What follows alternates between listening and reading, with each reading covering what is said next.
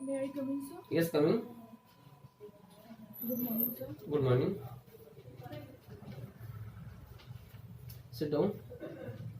Thank you, sir. आज आप बड़ी प्रसन्न है। जी सर, आज मेरा साक्षात्कार है, तो इसी वजह से मैं काफ़ी उत्सुक और प्रसन्न हूँ। अच्छा, क्या सोच रही थी आज के बारे में?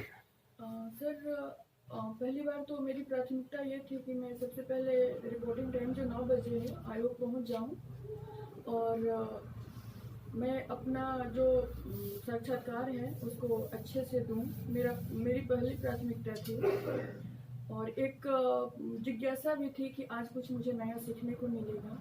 अच्छा, चलिए, वेरी गुड, वेरी गुड। तो आज सुबह जब उठी होंगी तो आपने कुछ जानने का प्रयास किया होगा देश दुनिया के बारे में।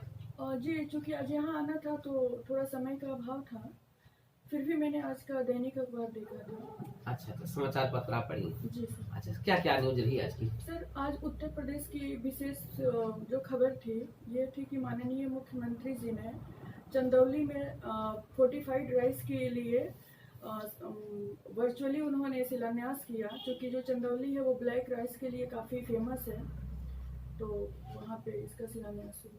अच्छा, मतलब उत्तर प्रदेश सरकार औद्योगिक विकास के लिए प्रयासरत है। जी सर। अच्छा। और कुछ कोई न्यूज?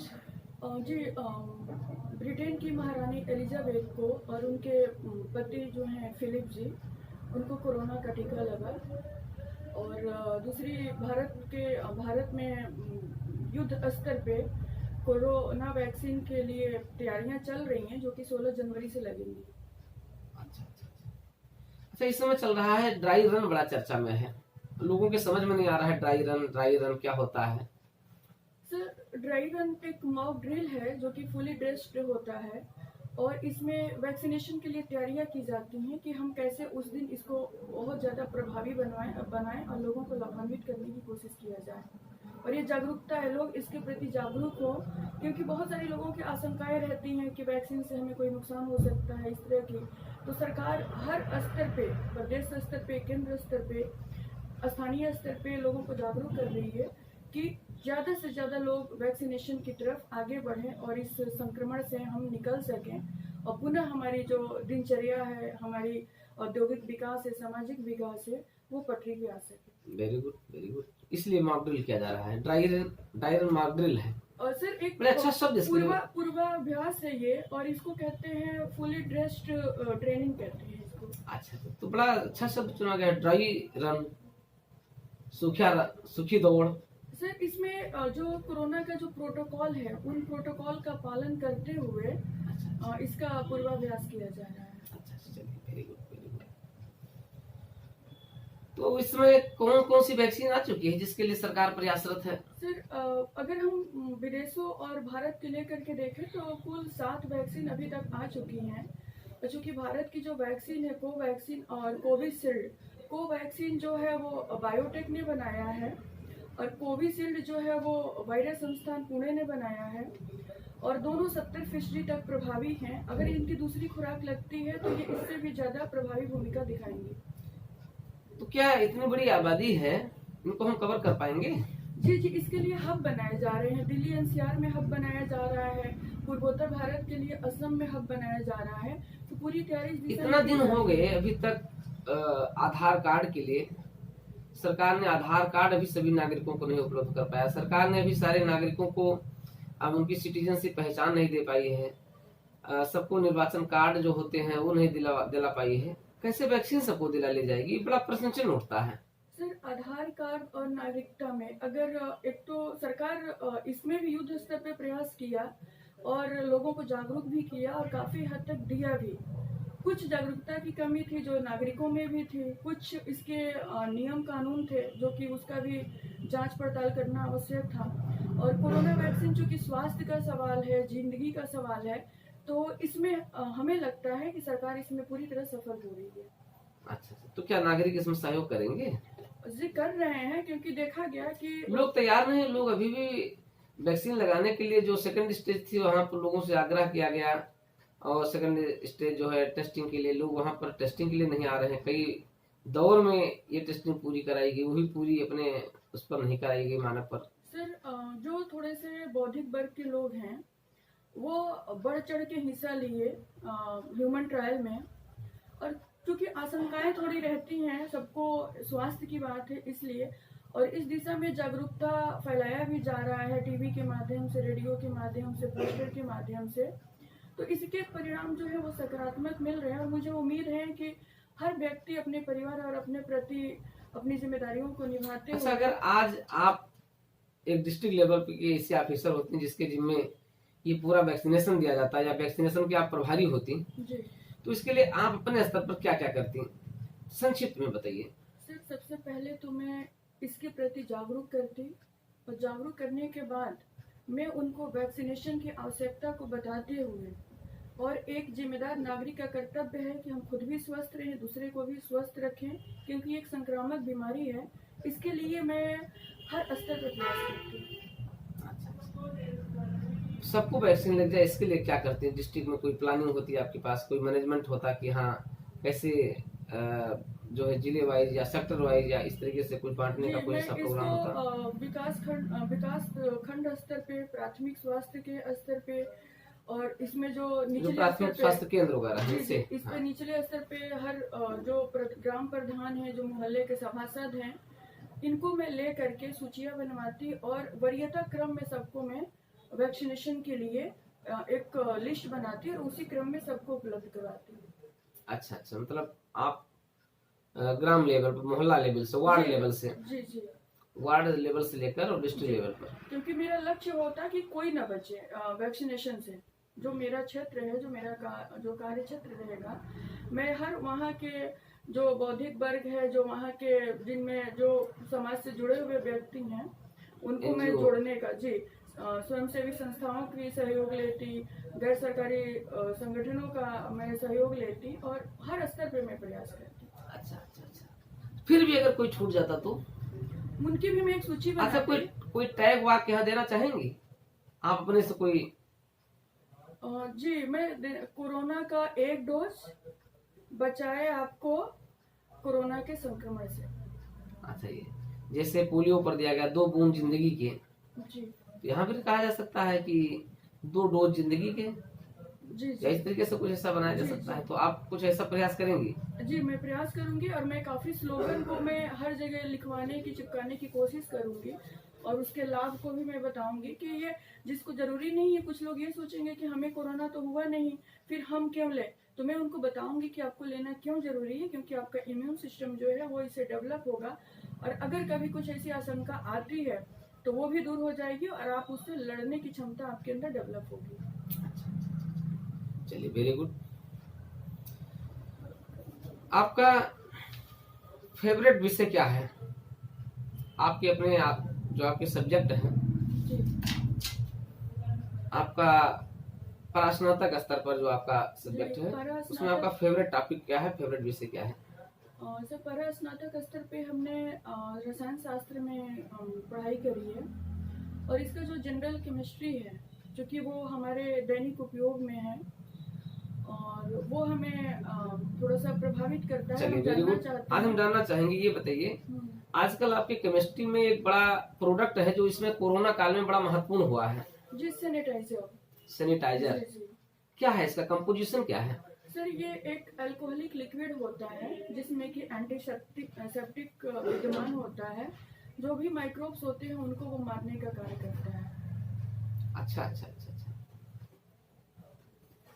इसमें क्या है, कंटेंट्स इसकी क्या है, क्या क्या इसमें है, मैक्सिमम क्या है और क्या क्या? सर, इसमें जो अल्कोहल है वो स्प्रिट के फॉर्म में है, जो कि वोलेटाइल है, और एंटीसेप्टिक में मैं रिकॉल नहीं कर पा रही हूँ अभी। अच्छा, इसमें एथिल अल्कोहल की मात्रा ज्यादा होती है? जी सर, वो क्यों एथिल अल्कोहल को क्यों इतना अधिक मात्रा में इसमें किया जा सकता है? लोग इसका दुरुपयोग भी कर सकते हैं? सर, सैनिटाइजर जो है वो मतलब पेएबल नहीं है, इसको पिया नहीं जा सकता है। तो सैनिटाइजर चूंकि ये हाथ में जब हम लगाते हैं तो ये एक तो ड्राई हो जाता है, वोलेटाइल होता है, और वोलेटाइल के साथ ही जो भी माइक्रोब्स रहते हैं उसको वो मतलब सेल्फ रेप्लिकेट होने से बचाता है। तो अगर हमने कहीं छू दिया है किसी ऐसी इन्फेक्शियस चीज को, तो वो फिर मर जाता है, वो आगे पनप नहीं पाता है। अच्छा, उसके जो जर्म्स होते हैं वो डिस्ट्रॉय हो जाते हैं। जी, जर्मिसाइड भी है इसमें, इंसेक्टिसाइड है, एंटीसेप्टिक है, कई सारी चीजों का इसमें कॉम्बिनेशन है। अच्छा अच्छा अच्छा। अभी आत्मनिर्भर भारत के तहत कुछ प्रयास किए गए और भारत सरकार के विशेष तौर पर भारत में जो हेल्थ सेक्टर था बड़ा पिछड़ा हुआ था और माना जाता था कि भारत का जो हेल्थ सेक्टर वो कभी मजबूत नहीं हो पाएगा। कोरोना काल में हेल्थ सेक्टर हमारा स्ट्रांग हुआ है। कैसे, क्या क्या इसमें बढ़ोतरी देखी गई है? भारत सरकार ने कोरोना संक्रमण के ही दौर में 12 मई को आत्मनिर्भर भारत अभियान की शुरुआत करी और इसमें एक आर्थिक पैकेज 20 लाख करोड़ का दिया गया, जो कि हर क्षेत्र के लिए था और उद्योगों के प्रति इसमें खासा रुझान देखा गया। क्योंकि हम उस समय संक्रमण के दौर से गुजर रहे थे, तो हमारी पहली प्राथमिकता जो थी वो स्वास्थ्य को दिया गया और इसमें आधारभूत जो तकनीकें थी, जो हमें इक्विपमेंट चाहिए थे, खास करके वेंटिलेटर वगैरह, इस पे सरकार ने ज़्यादा बल दिया और उस समय की जो हमारे आवश्यक वस्तु हो गए थे जैसा कि मास्क, सैनिटाइजर, इनके निर्माण पे भी बल दिया गया और इन्हीं क्षेत्र में आधारभूत संरचनाओं पे सरकार ने काफी बल देते हुए वो सारी चीजें आम जनता तक पहुंच सुनिश्चित करी। अच्छा, हमारे पास अभी हॉस्पिटल नहीं थे, हमारे पास कोई तैयारी नहीं थी, फिर भी हमने देखा कि विश्व इतनी बड़ी आबादी का देश और फिर भी हमने अपने संसाधनों का उपयोग किया। सर, चूंकि इसमें समन्वय की भावना देखी गई, हर क्षेत्र ने, हर सेक्टर ने इसमें सहयोग किया। रेलवे ने अपनी रेलगाड़ियां तक दे दी कि आप इसको बना सकते हैं क्वारंटाइन सेंटर, लोगों ने अपने घर को दे दिया। हॉस्पिटल जिनके जहाँ जगह ज्यादा थे उसमें आधारभूत संरचनाएं, जिससे बेड हुआ, खुली खिड़कियां वगैरह सब तैयार करके और सारी सुविधाएं देते हुए लोगों को आइसोलेट और क्वारंटाइन किया गया। तो इसमें एक सहयोगात्मक और समन्वय की भावना देखी गई, जो कि इस लड़ाई से लड़ने में कारगर सिद्ध हुई। वेरी गुड, मतलब एक संघीय भावना मजबूत हुई जिससे सभी का सहयोग था। जी सर। प्रधानमंत्री जी का भी सपना पूरा हुआ कि सबका साथ, सबका विकास। हालांकि ये चुनौतीपूर्ण दौर था, लेकिन इसमें देखा गया कि जब भी कोई आपदा आती है तो हम एक तो हैं ही, लेकिन इस समय हम हमेशा एक संघ की भूमिका में आ जाते हैं। अच्छा, वेरी गुड। कोविड-19 और इसके प्रभाव ने उद्योग क्षेत्र को झकझोर करके रख दिया, उद्योग जगत को तोड़ करके रख दिया। फिर भी हमारा औद्योगिक विकास संक्रमण के दौर से मुक्त होकर आगे बढ़ रहा है। कैसे, क्या प्रयास हुए इसके लिए? सर, इसके लिए सबसे पहले मैं दृढ़ राजनीतिक इच्छा शक्ति को कहूंगी कि इसमें हमारे जो माननीय प्रधानमंत्री जी हैं और राज्यों के मुख्यमंत्री जी हैं, इन्होंने अपने स्तर पे एमएसएमई को महत्व देते हुए रोजगार और स्वरोजगार की दिशा में महत्वपूर्ण भूमिका निभाई। अभी मैं कल ही की न्यूज में देख रही थी कि माननीय मंत्री जी नितिन गडकरी जी ने एमएसएमई को निर्यात में 50% तक का संवर्धन की, हालांकि 60% के संवर्धन की बात कर रहे थे। अभी निर्यात में एमएसएमई का 48% का योगदान है। 11 करोड़ का रोजगार, 11 करोड़ रोजगार में है, तो उसको वो और 5 करोड़ बढ़ाना चाहते हैं और इस क्षेत्र में आधारभूत संरचनाओं के विकास पे बल दे रहे थे।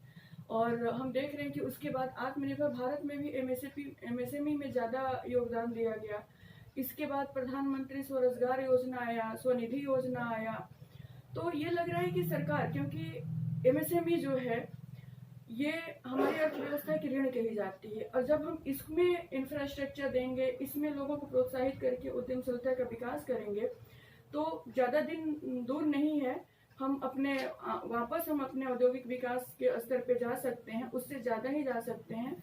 और अन्य जो आर्थिक कंपनियां हैं उनका अनुमान भी है कि हम 21-22 में लगभग 10% की वृद्धि से बढ़ेंगे।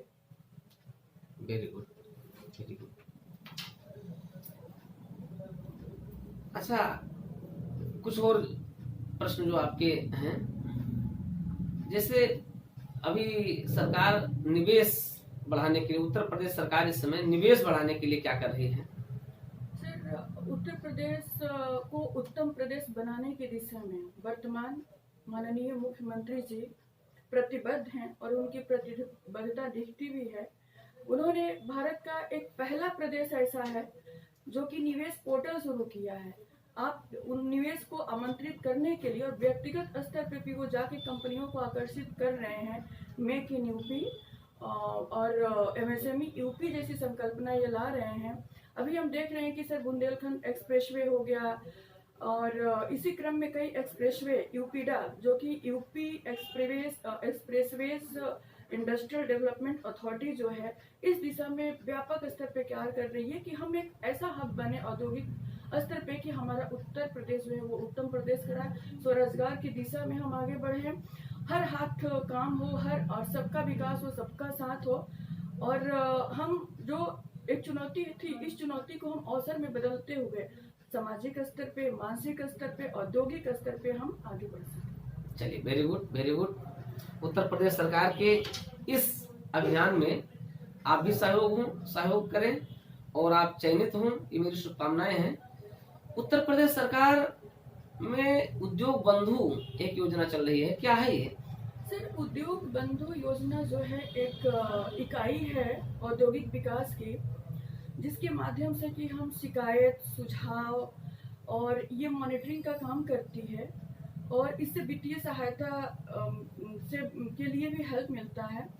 तो हर स्तर पे जो भी हम इंटरप्राइजेज लगाते हैं उसमें इसका काफ़ी महत्वपूर्ण रोल है और इससे हम कोई भी अगर हमें परेशानियां हैं तो हम इसका जो शिकायत पोर्टल है उस पर डायरेक्ट शिकायत करके और हम वित्तीय सहायता से ले करके कोई भी तकनीकी की आवश्यकता है उसको हम प्राप्त कर सकते हैं। चलिए, वेरी गुड। कितना स्तर होता है ये? सर, ये त्रिस्तरीय व्यवस्था है। राज्य स्तर पे चूंकि ये मुख्यमंत्री जी की अध्यक्षता में होता है, माननीय मुख्यमंत्री जी की अध्यक्षता में, मंडल स्तर पे मंडलायुक्त के स्तर पे होता है और जिला स्तर पे जिलाधिकारी की अध्यक्षता में होता है। अच्छा, तो जब जिलाधिकारी इसकी अध्यक्षता करते हैं तो इसमें कौन कौन विभाग के अधिकारी होते हैं? सर, इसकी जब चूंकि उद्योग विभाग से है तो निदेशालय से संयुक्त सचिव जी रह सकते हैं और उपायुक्त जी रहेंगे, सहायक आयुक्त रहेंगे और इसमें जो हम लोग जो भी समस्याएं हैं जो हमने देखा है, हमने क्रियान्वयन किया है, उसका एक मूल्यांकन होता है, फिर निष्कर्ष निकालते हुए इस दिशा में प्रयास किया जाता है। अच्छा, चलिए, वेरी गुड। सरकार इस समय जिला उद्योग केंद्र पर प्रधानमंत्री स्वरोजगार योजना दे रही है जी। और मुख्यमंत्री स्वरोजगार योजना, इसमें सब्सिडीज कितनी है? सर, सब्सिडीज मैं रिकॉल नहीं कर पा रही हूँ, लेकिन मुझे लगता है कि ये 60 और 40 का रेशियो होना चाहिए। सब्सिडीज में महिला उद्यमियों के लिए कुछ सब्सिडीज ज्यादा होती है, पुरुष जो उद्यमी होते हैं उनके लिए सब्सिडीज कुछ कम होती है, कुछ ऐसा प्रावधान है, क्या है ये? जी, मैं माफी चाहती हूँ, मैं इसको रिकॉल नहीं कर पा रही हूँ। और अच्छा, आजकल एसएचजी के बड़े चर्चित नाम आ रहे हैं, स्वयं सहायता समूहों के, क्या होते हैं ये? स्वयं सहायता समूह एक लगभग 10 से 11 लोगों का समूह होता है जो स्वेच्छा से एक समूह बना करके विकास के लिए अग्रसर होते हैं। स्थानीय स्तर से लेकर के संबंधित क्षेत्र में जहाँ ये विकसित करते हैं उसमें हर तरह के शिक्षा से हो। कैसे फंडिंग इनकी कैसे होती है? सबसे पहले तो ये जब मेंबर आपस में जुड़ते हैं तो ये स्वयं से अपना वित्तीयन बचत करते हैं जी, और फिर उस दिशा में प्रयास करते हुए जो संबंधित उनका विकास खंड होता है वहाँ जाके रजिस्टर्ड होते हैं, जो भी योजनाएं परियोजनाएं चलती हैं उसका लाभ लेते हैं और उस क्षेत्र को विकास के अभी प्रधानमंत्री जी ने कई ऐसे एसएचजी को महिला एसएचजी पे उन्होंने बल दिया है और हर क्षेत्र में उन्होंने महिला एसएचजी के लिए आगे आने को कहा है और कि हम इनकी सहायता से अपनी योजनाओं परियोजनाओं को और भी गति दे सकते हैं। अच्छा, तो क्या विकास में ये भागीदार हो रहे हैं? जी जी, बिल्कुल बिल्कुल ये भागीदार हो रहे हैं और जहाँ ग्रास रूट लेवल पे ये काम कर रहे हैं, जागरूक करने का प्रयास कर रहे हैं, इनके माध्यम से योजनाएं परियोजनाओं का जो हमारा लक्षित समूह है वो लाभान्वित हो रहा है और हम ये कह सकते हैं कि हर स्तर पे कुछ उदाहरण बताएंगे भी कोरोना काल में एसएचजी ने जागरूक करने का प्रयास किया, लोगों को जो भी प्रोटोकॉल था संक्रमण से बचने के लिए उसमें इन्होंने महत्वपूर्ण रोल निभाया। और जब भी कोई इस तरह के अभियान चलते हैं, पोलियो में ही देखा जा सकता है, और सबसे अच्छा अभियान तो इनका वो साक्षरता और स्वच्छता मिशन में देखा गया। तो सर ऐसा कोई क्षेत्र नहीं है। नहीं, कुछ प्रोडक्शन में भी इन्होंने कुछ किया है।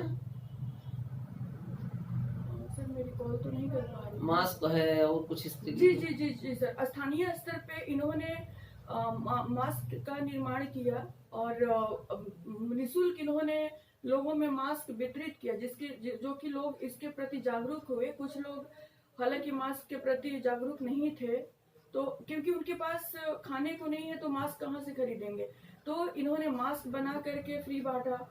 और जब भी कोई ऐसी जब पॉलिथीन उन्मूलन की बात हो रही थी तो उन्होंने पेपर बैग बना करके वितरित किया था।